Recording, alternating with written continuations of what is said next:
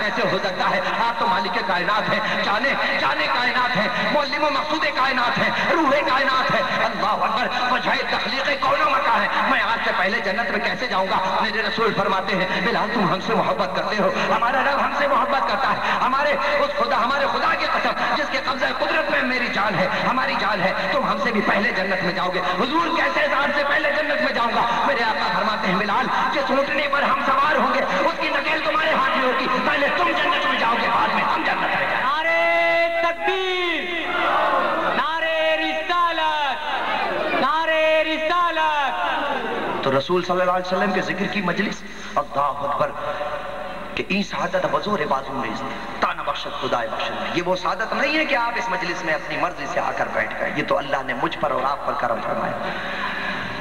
वक्त बहुत हुआ चाहता है, मैंने कहा था आधा घंटा या पौना घंटा। नात खां हजरात भी दिखाई दे रहे, मास्टर बिलाल, मोहसिन, मुगल और भी बहुत सारे अहबाब। बयान जारी रखिए, ये कहते हैं कि बयान जारी रखिए। बयान तो बहुत मैंने देखा, रसूल सल्लल्लाहु अलैहि वसल्लम को अल्लाह ने क्या रिफातें अता फरमाई, क्या बुलंदियां अता फरमाई। कुरान मजीद फुरकान हमीद के सामने रखिए, देखिए जितने कदीम सहीफे नाज़िल हो चुके हैं, तौरेत, ज़बूर, इंजील, उनको सामने रखिए, तकाबुल कीजिए कि बस उनमें यह है कि तहरीफ हो चुकी है, कि अल्लाह ने उनकी हिफाजत का जिम्मा नहीं लिया था, लेकिन कुरान मजीद फुरकान हमीद की जिम्मा, हिफाजत का जिम्मा अल्लाह रब्बुल इज़्ज़त ने खुद लिया कि मैंने ये नाजिल फरमाया, मैं इसकी हिफाजत का जिम्मा लेता हूँ। तो ज़ेर ज़बर की भी तहरीफ नहीं है, एक हर्फ की तहरीफ नहीं है, ज़ेर ज़बर तो बात को लगाएगा, एक हर्फ की तहरीफ नहीं है। अल्लाह अकबर। लेकिन जब मैंने कुरान मजीद फुरकान हमीद और तौरेत, ज़बूर, इंजील को रखा तकाबुल के लिए कि दोनों चारों किताबों का तकाबुल करूँ, मैंने देखा उसके अंदर भी वर्सेस हैं, इसके अंदर भी वर्सेस है, उसके अंदर भी इबारतें हैं, इसके अंदर भी इबारत है, उसके अंदर भी आयतें हैं, इस कुरान में भी आयतें हैं, उन तीनों कदीम किताबों के अंदर, उन सहीफों के अंदर भी अबवाब है, इसके अंदर भी अबवाब है। लेकिन मैं देखता हूँ कुरान मजीद फुरकान हमीद के अंदर 114 सूरत है, उनमें से कुछ सूरतों के ऊपर मक्की लिखा है, कुछ सूरतों पर मदनी लिखा है। लेकिन आप देख लीजिए तौरेत, ज़बूर, इंजील के अंदर, जिस साथी को देखना हो मेरे पास आ जाए, अतर जानते हैं, रफी भाई और अहबाब जानते हैं कि एक बड़ा ज़ख़ीरा किताबों का मौजूद है, तौरेत, ज़बूर, इंजील के अलावा और दूसरी किताबें भी मौजूद है। अल्लाह अकबर। लेकिन जब हम देखते हैं उनमें किसी मकाम का नाम नहीं लिखा, किसी सूरत के ऊपर, किसी अबवाब के ऊपर, किसी आयत के ऊपर, किसी मकाम का नाम नहीं लिखा, लेकिन कुरान के अंदर कहीं लिखा है ये आयत, ये सूरत मक्की है, ये सूरत मदनी है। अल्लाह अकबर। मैंने मौलवी से पूछा, मैंने मकतब से पूछा, मैंने मुदर्रिस से पूछा कि जनाब इसका मामला क्या है? सारे के सारे खामोश हैं। अल्लाह का कलाम ये भी है, अल्लाह का कलाम ये भी है, इस पर चाहा तो कलाम के ऊपर मकाम का नाम दे दिया, उनमें किसी मकाम का नाम नहीं है। लेकिन जब मैंने विजदान का दरवाजा खटखटाया, निस्बत रसूल का दरवाजा खटखटाया, इश्क़ रसूल को आवाज दी तो उसने कहा दीवाने सुन सुन, वो भी अल्लाह का कलाम है, ये भी अल्लाह का कलाम है, वो भी अल्लाह के नबियों पर उतरा, ये भी अल्लाह के नबियों पर नाजिल किया, अल्लाह के नबी पर नाजिल किया गया। लेकिन देख अल्लाह रब्बुल इज़्ज़त ने हज़रत मूसा कलीमुल्लाह को पुकारा, मूसा मैं तुम्हें अपने हम कलामी के शर्फ से नवाजना चाहता हूँ, मैं तुम्हें अपना कलाम अता फरमाना चाहता हूँ। अब मकाम, अब कोहे दूर पर आ जाना, मकाम खास पर आ जाना, आदब होकर आना, एहतियात से पाकीज़ा होकर आना, ये सोच कर आना कि मैं तुम्हें अपने हम कलामी के शर्फ से नवाजूंगा। अल्लाह अकबर। अल्लाह ने हज़रत ईसा अलैहिस्सलाम को इंजील अता फरमाई, मकाम खास पर बुलाया। अल्लाह अकबर। हज़रत दाऊद अलैहिस्सलाम को तौरेत अता फरमाई, ज़बूर अता फरमाई और उन्हें मकाम खास पर बुलाया। अल्लाह अकबर। वो कोई कलीमुल्लाह था, कोई रूहुल्लाह था, यहाँ बात हबीबुल्लाह की थी। ऐ महबूब, कलाम से तुम्हें भी मैं अपने नवाजूंगा, तुम्हें कुरान अता फरमाऊंगा। कायनात का सबसे बड़ा मोजज़ा होगा कुरान, अल्लाह का कलाम है, अल्लाह ने अता फरमाया। अल्लाह अकबर। लेकिन उन नबियों से कहा मैं तुम्हें अपने हम कलामी के शर्फ से नवाजूंगा। किसी को कहा जूती पर आ जाना, किसी को कहा दूर पर आ जाना, किसी को कहा मकाम खास पर आ जाना। लेकिन वो नबियों का मामला था, वो सिर्फ खाली नबीउल्लाह थे, ये हबीबुल्लाह थे, ये महबूब का मामला था। कहा महबूब आज को भी अपनी हम कलामी के शर्फ से नवाजूंगा, लेकिन मुझे मेरे इज्जत व जलाल की कसम है, आप महबूब हैं, आप हबीब हैं, आप वजाए तखलीक़ कौनो मका है, आप जाने कायनात हैं, आप रूह कायनात हैं। आपको किसी खास मकाम पर आने की जरूरत नहीं है, ना मकाम हराम में आने की जरूरत है, ना जबल नूर पर आने की जरूरत है, ना सफा मरवा पर जाने की जरूरत है, ना मैदान अरफात में आने की जरूरत है। महबूब आप पर ये कलाम नाजिल होगा, लेकिन मुझे मेरे इज्जत व जलाल की कसम है, आप मक्के में होंगे, कलाम आपके पीछे पीछे होगा, ये मक्की बनकर नाजिल हो जाएगा। आप मदीने जाएंगे, कुरान मदनी बनकर नाजिल हो जाएगा।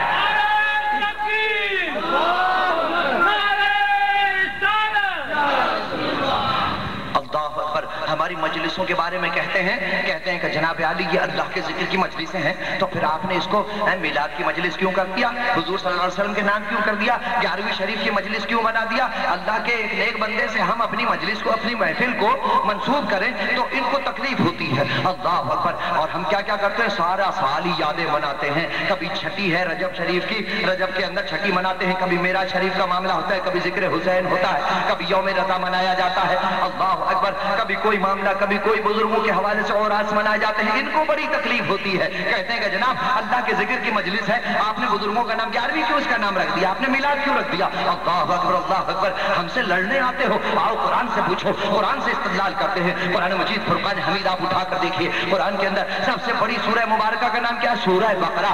گائے کے نام پر اس سورت کا نام رکھا گیا ہے۔ سورہ حدید دیکھ لیجئے، سورہ دخان دیکھ لیجئے، سورہ عنکبوت دیکھ لیجئے، سورہ نمل دیکھ لیجئے۔ اللہ اکبر۔ اللہ رب العزت عام چیزوں کے ناموں پر اپنے کلام کو منسوب کر دے۔ عنوان آپ نے اپنے کلاموں کے، اپنی آیتوں کا، اپنے کلام کا نام، اپنے کلام کا عنوان بندوں کے نام پر نہیں، جانوروں کے نام پر منسوب کر دے تو کسی کو مجال نہیں ہوتی۔ کسی صورت کا نام اللہ رب العزت نے گائے رکھ دیا، کسی صورت کا مکڑی رکھ دیا، کسی کا چونٹی نام رکھ دیا۔ تو اگر اللہ کے ذکر کی مجلس کو ہم اللہ کے نیک بندوں سے منسوب کر دیں تو تمہیں تکلیف کیوں ہوتی ہے؟ چاہو لڑنا ہے تو اللہ سے لڑ جاؤ اگر تم میں طاقت ہے۔ اللہ اکبر اللہ اکبر۔ یہ ذکر کی مجلسیں اللہ اکبر قرآن اور حدیث سے استدلال کر کے بنائی جاتی ہیں۔ کہتے ہیں جناب آپ تو بے دینی کی مجلسیں سجاتے ہیں۔ اللہ اکبر۔ کہتے ہیں آپ کیا دین کہاں ہے؟ اللہ اکبر۔ ہم کہتے ہیں دین کی بات کرتے ہو، اگر تم جاہلانہ سوال اور جواب کی بات کرتے ہو تو ہم وہ بھی دینے کو تیار ہیں، عالمانہ سوال اور جواب بھی کرنے کو تیار ہیں۔ اللہ اکبر۔ دین کی بات کرتے ہو، اللہ اکبر۔ سیدنا عبد القادر کا لقب کیا ہے؟ محی الدین۔ محی الدین ہمارے پاس ہے،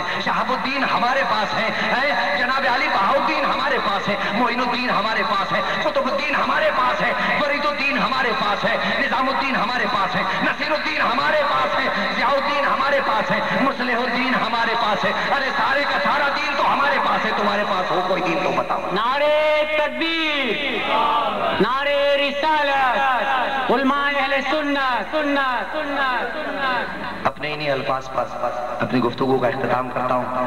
حضرت قاضی نورانی صاحب دامت برکاتہم العالیہ تشریف لے آئے۔ تو میں کہتا ہوں طبیعتوں پر گرا نہ گزر۔ حضرت تشریف لے آئے ہیں، حضرت کے بیان سے مستفیض ہوں گے، تھوڑی دور میں بھی بیٹھوں۔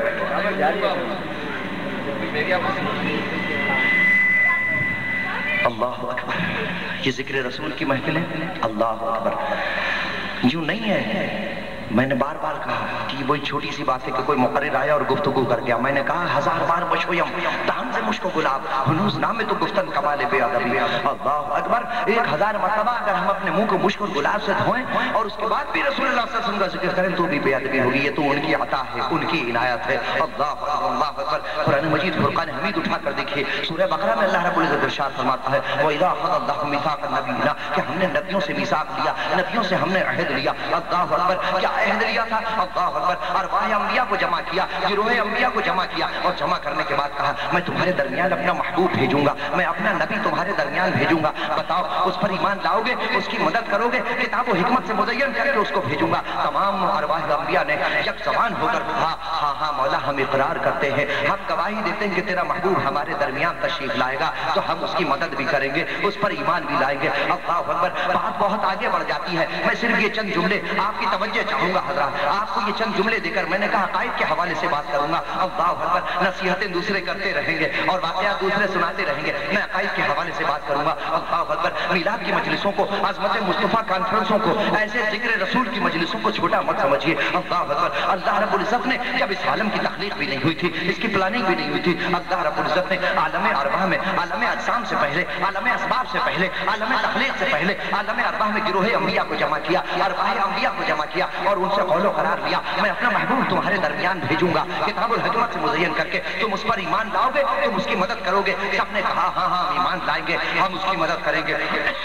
اللہ اکبر اللہ اکبر. اللہ رب العزت عالم الغیب والشہادہ ہے. اللہ رب العزت یہ جانتا تھا, یہ جانتا ہے, یہ جاننے پر قادر ہے کہ جو کچھ ہونے والا ہے سب اس کے سامنے ہے. سب کچھ وہ جانتا ہے, جو کچھ ہونے والا ہے, جو ہو چکا ہے, جو ہو رہا ہے, سب سے وہ واقف ہے. وہ جانتا تھا کہ ان 1,24,000 انبیاء کو کم و بیش پہلے بھیجنا ہے, محبوب کو سب سے آخر میں بھیجنا ہے. اب ان سے قول و قرار میں کیوں لوں, ان کے سامنے ان کی رفعت کا ذکر کیوں کروں, ان کی بلندی کا, ان کے مقام کی بلندی کا, ان کے ساتھ اپنی محبوبیت کا ذکر کیوں کروں. اللہ اکبر. میں نے مکتب سے پوچھا, میں نے مولوی سے پوچھا, میں نے مدرس سے پوچھا, سب خاموش ہیں. اللہ اکبر. اللہ کا کلام ہے, اللہ کی مرضی ہے. اللہ جس عالم میں چاہے, جس سے